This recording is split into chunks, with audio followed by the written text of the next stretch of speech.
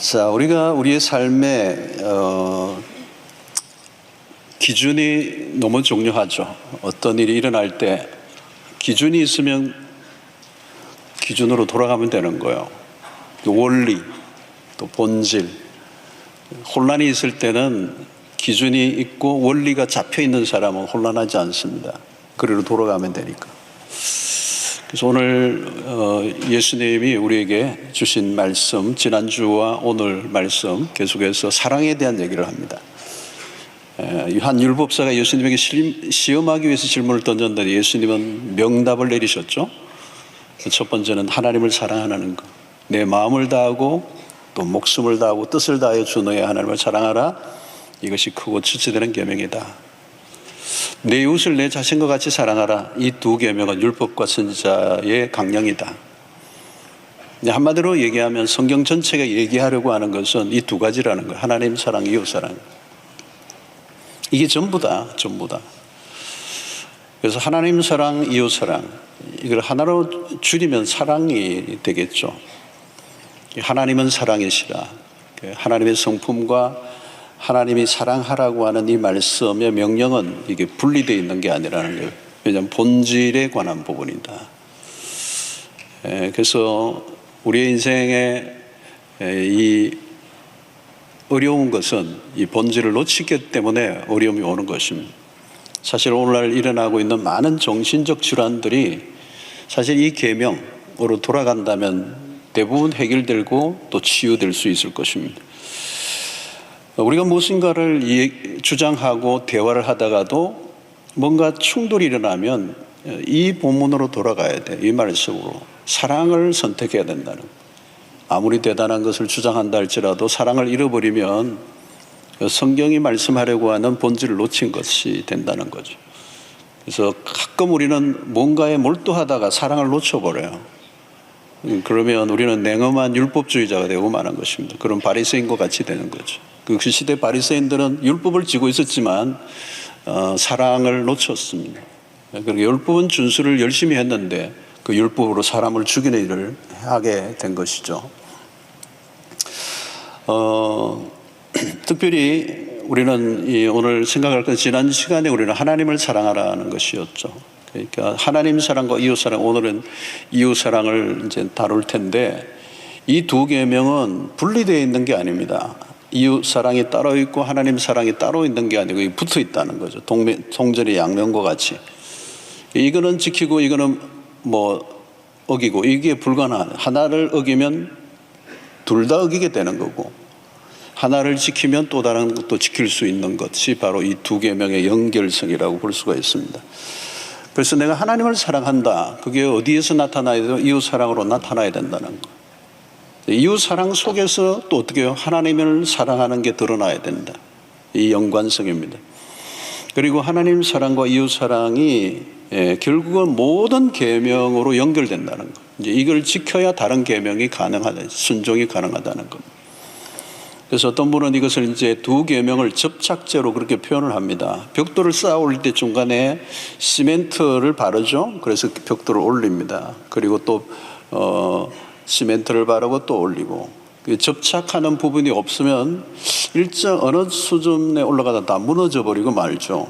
그게 바로 이게 이 두 계명이 그런 역할을 한다는 겁니다. 우리의 모든 계명을 지키면서 하나의 집을 완성해 나가는데 이 두 계명이 결정적인 이제 역할을 한다는 것입니다. 자, 그런데 오늘 우리는 이제 지난 시간에 하나님을 사랑한다는 이 부분에 대해서는 이의가 없습니다. 그런데 실제적으로 우리의 삶에 이 이웃 사랑은 좀 약점을 갖고 있다는 거예요. 우리 한국 교회는 이제 크로스 십자가를 얘기할 때 하나님과의 관계는 너무너무 건강한 열심히 하려고 하는 그런 예배도 열심히 헌금 생활도 하고 하는데 이웃과의 관계가 이렇게 불편한 경우가 굉장히 많죠. 교회 안에서도 굉장히 신앙이 좋다고 생각하는데 하는 사람인데 사실은 이웃과의 관계는 굉장히 예배나 모든 것에 누구보다도 앞장서는데 사람과의 관계는 뭔가 좀 약한 이런 경향이 우리 안에 있습니다. 자, 그러면 우리가 하나님보다 이웃을 더 사랑하는 게 어려운가? 그렇진 않아요. 사실은 하나님을 사랑하는 것보다 이웃을 사랑하는 게 더 쉽습니다. 왜 그런가 하면 하나님은 육안으로 보이는 분이 아닙니다. 육안으로 딱 보여서 이렇게 섬길 수 있는 게 아니기 때문에 우리 마리아처럼 예수님이 바로 눈앞에 있다면 옥합을 깨뜨리든지 물도 하는데 보이지 않잖아요. 우리 육신으로 보이지 않는. 그래서 그 보이지 않는 하나님을 사랑한다는 게 도대체 뭔가 하는 겁니다. 그러니까 우리가 하나님을 사랑한다고 할 때 진짜 그게 어떤 건가? 물론 우리가 이런 예배를 통해서 표현을 하지만 구체적으로 하나님을 사랑한다라고 하는 게 좀 모호할 수가 있답니다. 여러분, 하나님은요, 우리가 예배를 드리지 않아도 사랑하지 않아도 하나님은 그냥 상관없어요. 사실 우리가 사랑하면 하나님이 더 이렇게 기뻐하시고 이게 아니에요. 하나님은 영원히 홀로 충만하고 완전하신 분이에요. 우리가 예배를 드리면 막 하나님의 영광이 올라가고 우리가 예배 안 드리면 막 실추되고 자존심 떨어지고 이런 분이 아니세요. 우리의 예배와 우리의 사랑과 상관없어요. 그런데 우리가 그 하나님을 사랑한다는 게 무엇으로 입증될 수 있느냐? 우리가 어떻게 그분을 사랑한다는 건가? 자, 하나님을 사랑하는 길은 딱 하나예요. 확실하게 우리에게 말씀하는 것은 그의 계명을 지키는 것입니다. 요한복음 14장 21절을 보면 나의 계명을 지키는 자라야 나를 사랑하는 자니. 그죠? 나의 계명을 지키는 자라야 나를 사랑하니. 나를 사랑하는 자는 아버지께 사랑을 받을 것이요 나도 그를 사랑하여 그에게 나를 나타내리라. 요한일서 5장 3절에도 비슷합니다. 하나님을 사랑하는 것은 이것이니 우리가 그의 계명을 지키는 것이라. 하나님을 사랑하는 게 다른 게 아니에요. 그의 계명을 지키는 거예요. 자, 그러면 그의 계명이 뭡니까? 그의 계명은 바로 오늘 하나님을 사랑하고 이웃 사랑하라고 할 때 이웃을 사랑하는 그것이 그 계명을 지키는 것이고 그 계명을 지킬 때 하나님을 사랑한다는 걸 나타낼 수 있다는 겁니다. 자, 그런데 오늘 우리는 자꾸 하나님을 사랑하는 그 부분의 것과 이 이웃을 사랑하는 것을 분리해서 자꾸 생각하려고 하는 경향을 우리가 갖고 있다는 겁니다. 자, 산상수훈의 예를 한번 들겠습니다. 마태복음 6장 23절 24절을 보면 그러므로 예물을 제단에 드리려다가 거기서 내 형제에게 원망 들을 만한 일이 있는 것이 생각나거든 예물을 제단 앞에 두고 먼저 가서, 먼저라는 단어가 굉장히 프라이어리티예요. 그죠? 먼저 가서 형제와 화목하고. 그러니까 제사를 드리는 것보다 프라이어리티, 먼저가 뭐냐면 형제와 먼저 화목하고 그 후에 와서 예물을 드리라. 우선과 차선이 보이죠? 그러니까 우선은 뭐냐면 예배라고 생각하죠, 우리는. 일단 예배. 일단 하나님을 예배하는 게 먼저다 이렇게 생각할 때인데 이건 성경의 예수님의 산상수훈에서 예수님이 하신 말씀입니다. 예배보다 형제와 먼저 화목하고 오라는 거예요. 그죠? 그 후에 와서 먼저 해야 될 것은 화해라는 화해. 미워하는 사람이 있고 꼬여있는 사람이 있으면 풀고 와라는 거, 풀로. 그리고 여기서 먼저 우리가 알려주는 건 뭐냐면 하나님을 사랑하는 것과 이웃을 사랑하는 것이 분리되어 있는 게 아니에요. 연결이 되어 있는 거예요. 그러니까 연결되어 있는데 하나님은 뭘 우선시하느냐면 너가 먼저 이웃과의 관계에 꼬여있는 게 있으면 풀으라는 거예요. 풀고 와서 예배를 드리라. 그러니까 나는 제물을 원하지 않는다. 예배자를 원한다 이 말이죠. 그죠? 그러니까 예배자 안에 미움이 있고 분노가 있으면 그거 풀고 오라는 거예요. 안 드려도 된다는 거예요. 지금 오늘 같은 예를 들면 지금 사부에 오시기 전에 생각이 나면 빨리 풀고 와가지고 오부에 오셔야 돼요. 지금 사부에 오시면 안 되고 우리 교회는 좋은 게 예배가 막 청청이 있으니까 그죠? 예, 그걸 하라는 거예요. 그 예배의 형식에 우리는 예배 자체를 드리는 것, 제물 자체를 드리는 게 굉장히 중요하다고 생각하는데 하나님은 그 제물보다 드리는 너의 마음을 받는다는 거예요. 너의 태도가 중요하다는 거죠. 그러니까 우리는 자꾸 이제 종교화되어요. 이제 제의적 행동, 그죠? 제의적 행동을 하는 거예요. 그 열심은 좋은데 이웃 사랑은 뒤로 미루는 거죠. 그죠? 이것을 이제 자꾸 이제 이쪽으로 가면 우리도 이제 화목하지 않고 인간관계는 꼬여있고 자기는 일상의 삶은 사랑이 없는데 하나님을 사랑한다고 와서 막 고백하면 되기는 돼요. 근데 그게 나중에 어떻게 되면 그게 바리새인적 신앙이 되는 거예요. 그죠? 냉혹한 종교인이 되는 거예요. 열심히 교회에서는 할 것 다 하고 있는데 하나님과는 멀어진 상태. 왜냐하면 그의 계명이 그게 아니기 때문에. 그 계명을 지키는 게 하나님을 사랑하는 건데 그 계명이 뭐예요? 이웃을 사랑하는 거고, 이웃을 사랑한다면 꼬여 있는 걸 풀어야 되고, 풀고 난 다음에 와야 그게 예배가 된다는 거예요. 이 논리를 얘기하는 거죠. 이웃 사랑을 하지 않으면 나를 사랑할 수 없다는 얘기를 하는 거죠. 자, 여러분, 이 하나님과의 사랑과 이웃 사랑의 균형입니다. 균형. 그죠? 이게 어떤 면에서는 하나로 보여야 된다는 거죠. 요한일서 4장 20절을 보면 보십시오. 누구든지 하나님을 사랑하노라 하고 그 형제를 미워하면 이는 거짓말하는 자니 보는 바 그 형제를 사랑하지 아니하는 자는 보지 못하는 바 하나님을 사랑할 수 없느니라. 이게 분명하잖아요. 앞에 보이는 사람을 사랑하지 않는데 보이지 않는 하나님을 사랑할 수 있겠느냐는 거예요. 거짓말이라는 거짓말. 그게 거짓말이라는 거예요. 여러분, 오늘 이 탕자의 비유에서도 큰아들을 보면 그래요. 이 큰아들은 그 시대 바리새인들, 율법사와 바리새인들의 전형이에요.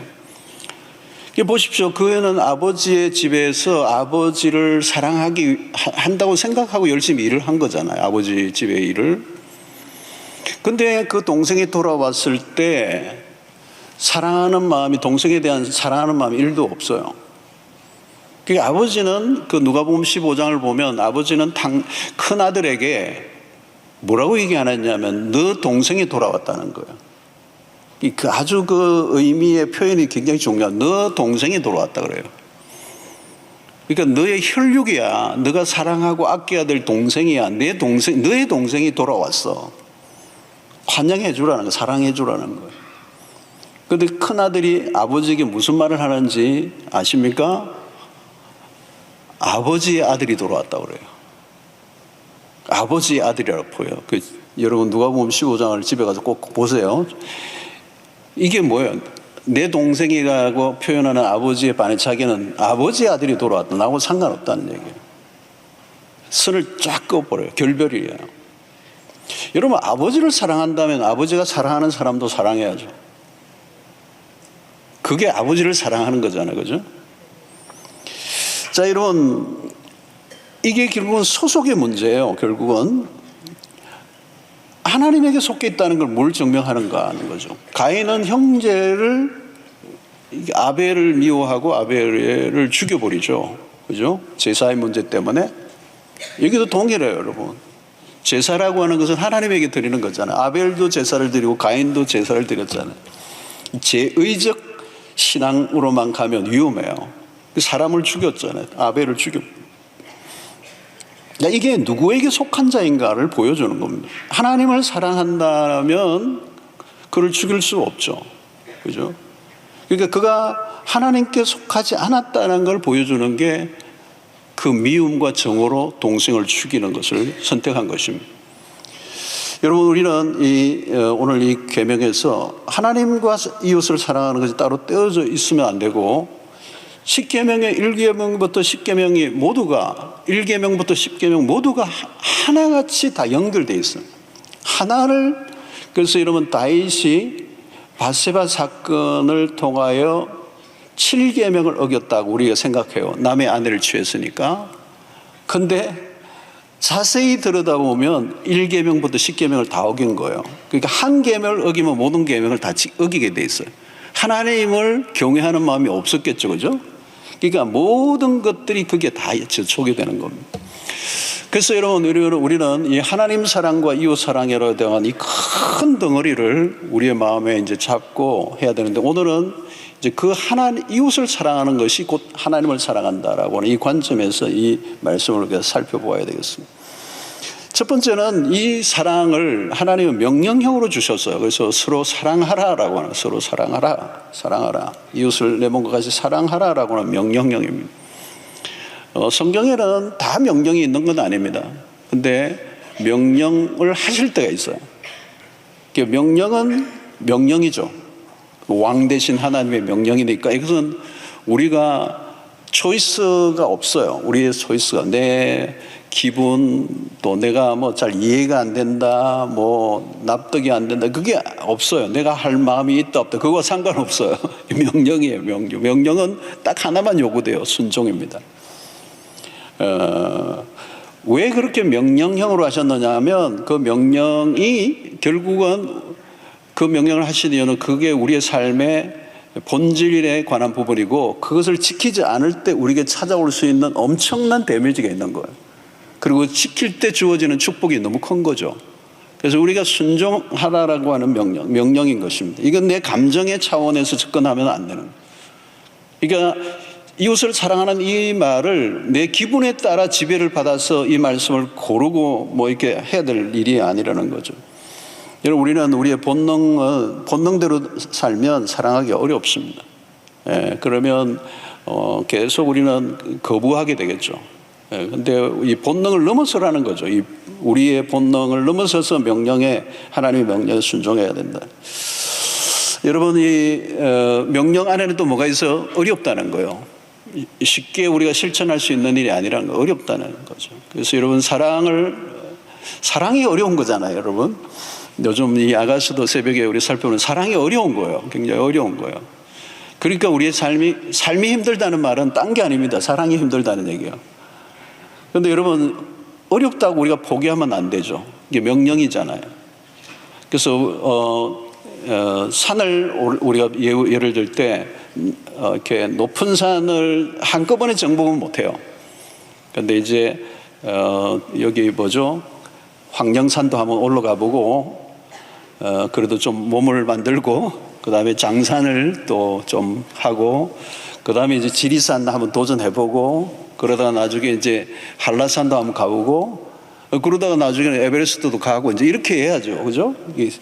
에베레스트가 높지만 그 8,500m 이상의 그 봉우리로 올라간 사람들이 많잖아요. 그 정상을 다 정복을 하잖아요. 불가능한 건 아니란 말이죠. 그러니까 여러분, 우리가 이웃을 사랑한다는 게 쉬운 거는 결코 아니에요. 그런데 도전해야 된다는 거죠. 그 명령에 순종해야 되고 그리고 노력하다 보면 고지를 조금씩 점령하는 거예요. 원수를 사랑한다. 이거는 굉장히 에베레스트예요. 한순간에 원수를 사랑하겠다 하면 쉽지 않아요. 작은 우리의 이웃들과의 관계 속에 작은 실수 용납하고 이해하고 품어주고 노력하는 것부터 시작해야 되죠.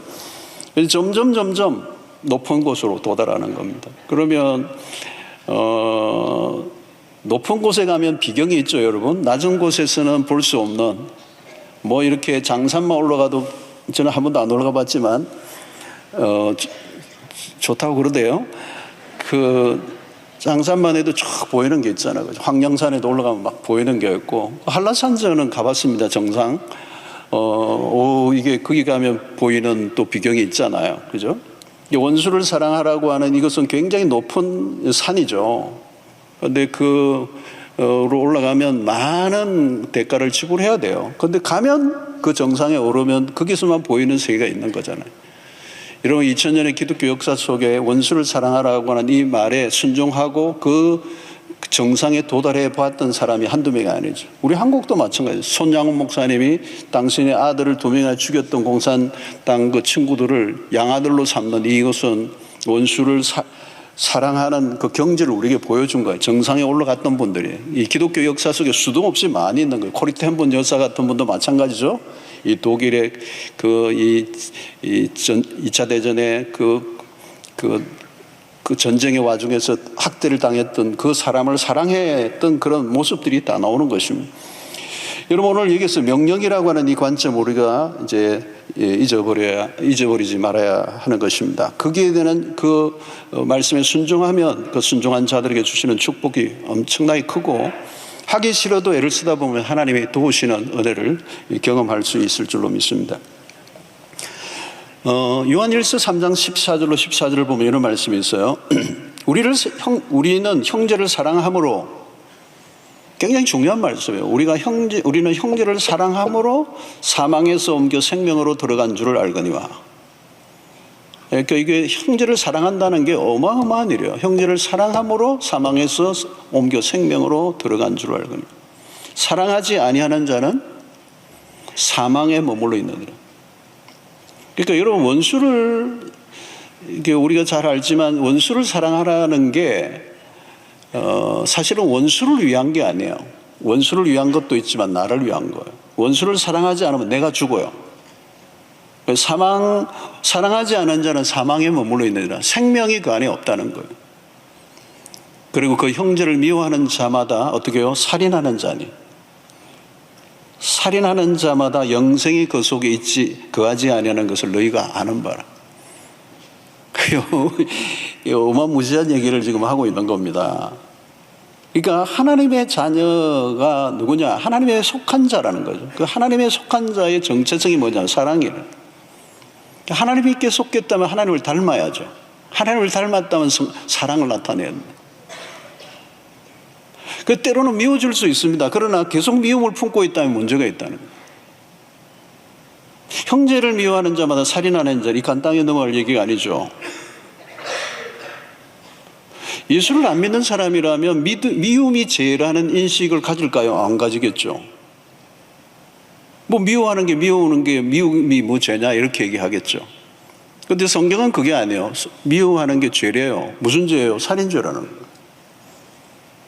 그러니까 이게 이해가 되어야 그리스도인이에요. 안 되면 아직 어두움에 있기 때문에 그게 안 들어오는 거죠. 그 말이 안 들어, 이해가 안 되는 거예요. 미워하는 게 죄래요. 어떤 죄요? 살인죄요. 살인죄면 감옥에 가야 돼요. 중형이에요. 그 형제를 미워하면 결국은 자기도 죽어가는 거죠.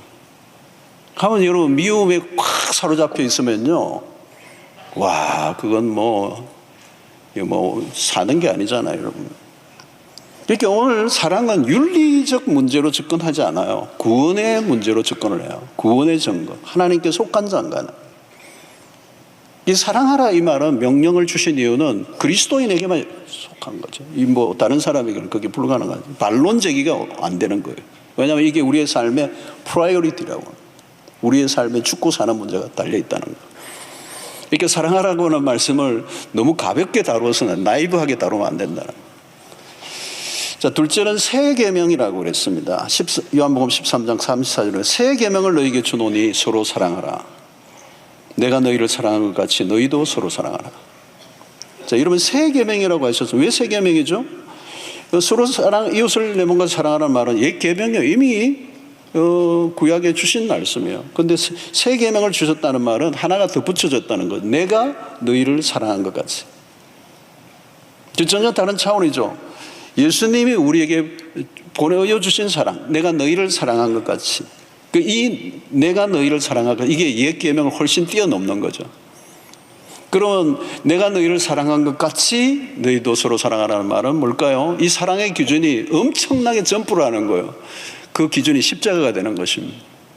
죄인을 위하여 자기의 목숨까지 내놓으신 사랑. 예. 여러분, 이 십자가의 사랑을 내가 너희를 사랑한 것 같이라는 말의 표현이 뭘까요? 우리가 그 사랑을 받은 사람이 그리스도인 거죠. 그래서 우리가 누군가를 사랑하라고 할 때 주님은 네가 사랑해가 아니에요. 내가 너를 사랑한 것 같이 너도 사랑하는. 너 나 사랑 받았어? 너 십자가 사랑 알아? 그럼 그 사랑으로 하라는 거예요. 그게 우리의 사랑의 출발지예요. 우리는, 죄인은 사랑할 능력이 없어요. 사랑의 자원이 없어요. 아예 사랑의 에너지 자체가 없어요. 사랑할 수 있는 에너지는 십자가잖아요. 여러분, 2000년의 기독교 역사를 움직여온 힘이 어디 있습니까? 진짜 많은 게 있겠지만 십자가잖아요. 나를 위하여 십자가에 죽으신 그 예수 그리스도가 오늘 내 그냥 영혼에 그 말씀이 그냥 밀고 들어올 때에 하나님의 사랑에 그 완전히 감염이 되잖아요. 그러니까 교리로만 만난 사람은 이게 안 와요. 근데 하나님의 십자가를 정면으로 부딪힌 사람들은 내가 너를 사랑한 것 같이라고 이 말에 전율이 오는 거죠. 여러분, 그리스도의 사랑은 그리스도가 우리에게 사랑의 모델을 보여주셨어요. 그 기준이 십자가예요. 그 사랑은 어떤 거죠? 조건이 없어요. unconditional. 조건적이지 않아요. 그러니까 사랑할 만한 이유가 있어서 우리를 사랑한 게 아니잖아요. 그냥 사랑해 주신 거예요. 그 이유는 천국 가서 물어봐야 돼요. 가룟 유다 사랑할 만한 사람 아니에요. 근데 예수님이 끝까지 데리고 가잖아요. 끝까지 데리고 와요. 예수님은 다 알고 있었어요. 이 배반자라는 걸 다 알고 있어요. 그런데 끝까지. 제가 지난번에 그랬잖아요. 발을 제자들의 마지막 만찬 시에 발을 씻어줄 때도 가룟 유다의 발을 가장 먼저 씻어주었을 것이다. 그 교부 가운데 한 분이 그렇게 추측을 하는 거예요. 더 아꼈을 거다. 여러분, 이유를 따지면 사랑할 수 없어요. 그죠? 이유를 따지면 사랑할 사람이 몇 사람이 됐겠습니까? 그죠? 그 기준을 이제 확 올려놓는 세 계명이에요. 내가 너희를 목숨까지 내어준 사랑. 그러니까 우리가 누군가를 사랑할 때 주님같이 사랑한다는 건 참 어렵겠지만 그 사랑은 너무 고고한 거예요.